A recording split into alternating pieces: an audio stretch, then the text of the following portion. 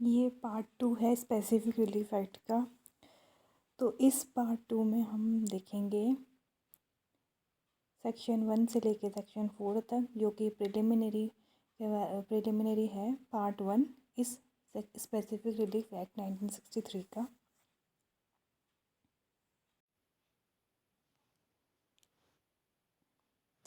Section 1 जो है short title, extent and commencement. तो ये जो शॉर्ट टाइटल, इसका जो टाइटल है, ये एक्ट कहलाया जाएगा द स्पेसिफिक रिलीफ एक्ट 1963 और it extends to whole of India. पहले ये एक्ट जम्मू एंड कश्मीर पर एप्लीकेबल नहीं था, लेकिन 31 अक्टूबर 2019 से ये वहाँ भी एप्लीकेबल है। तो ये extends to whole of India है।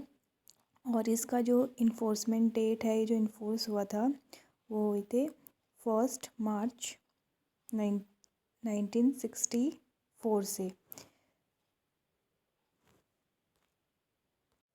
अगला जो सेक्शन है वो है डेफिनेशंस के बारे में। सेक्शन 2 में इसमें 5 डेफिनेशंस दी गई है। पहली जो डेफिनेशन है 2A ऑब्लिगेशन। ऑब्लिगेशन इसका जो डिक्शनरी मीनिंग है ड्यूटी, मतलब ऑब्लिगेशन मतलब ड्यूटी, और जो ड्यूटी है वो इन्फोर्सेबल बाय लॉ होनी चाहिए।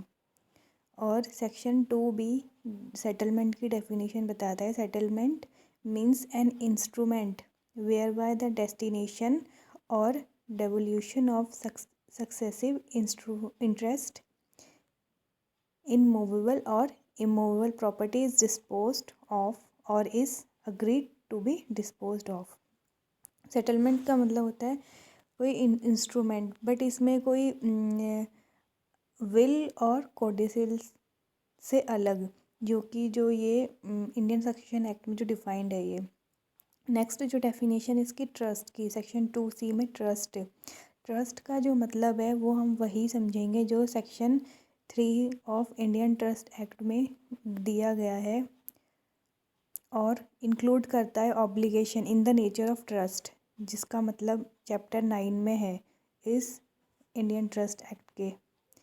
और ट्रस्टी 2D में है ट्रस्टी की डेफिनेशन। इसका मतलब ये इंक्लूड करता है every person holding property in trust.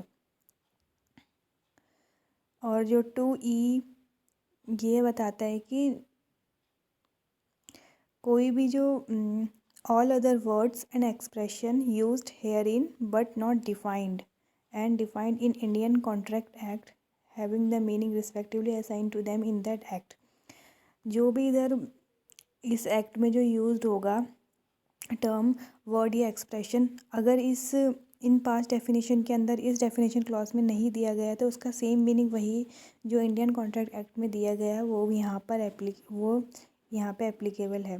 तो सेक्शन 3 है savings. Except as otherwise provided here in, nothing in this act shall be deemed to deprive any person of any right to relief other than specific performance which he may have under any contract to effect the operation of an Indian Registration Act 1908।